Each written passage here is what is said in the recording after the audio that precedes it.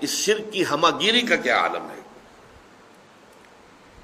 ایک تو قرآن مجید میں ہی سورہ یوسف میں فرمایا گیا، آیت نمبر 106 ہے،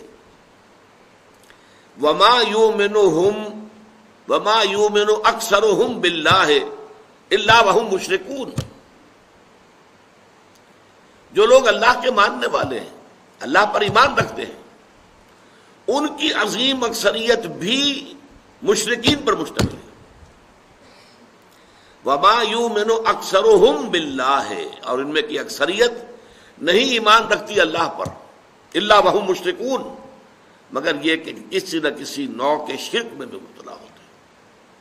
یہ ہے اصل موضوع ہمارا آج کا، کہ ہم پہچان سکیں شرک کن کن حالتوں میں آتا ہے۔ یہ اتنا وسیع ہے، اتنا ہماگیر مرض ہے، یہ اس قدر اس کے شاخیں ہیں، اس کے شیڈز اتنے مختلف ہیں، اس کی صورتیں اتنی ہیں کہ واقعہ یہ ہے کہ اکثر و بیشتر پہچاننا مشکل ہو جاتا ہے۔ اور ایک خاص بات کو نوٹ کیجئے، ہر دور میں تاریخ انسانی کے یہ مرض جو ہے ایک نئی شکل میں ظہور پذیر ہوا ہے، ہر دور میں نئی شکل میں۔ اس کے لیے ضرورت ہے کہ انسان میں وہ باطنی بصیرت پیدا ہو جائے۔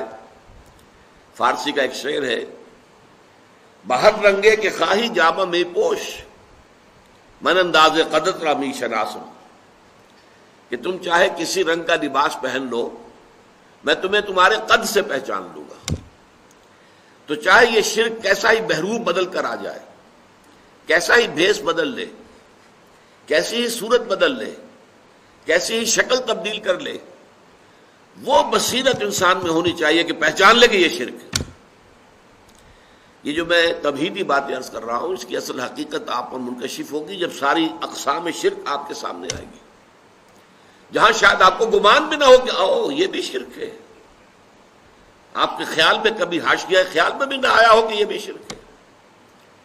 اور جب تک صورتحال وہ نہیں ہے تو اس کا اندیشہ موجود ہے کہ بذوق میں خیش تو ہم یہ سمجھتے ہو کہ ہم تو بڑے موحد ہیں، 30 مار خاں، ہم سے شرک سے کیا سروکار، ہم تو موحد کامل ہیں، لیکن یہ کہ ہم جس دوسرے شرک کو نہیں پہچان پا رہے، اپنی اس نادانی اور لا علمی میں اس شرک میں ملوث ہو رہے ہیں۔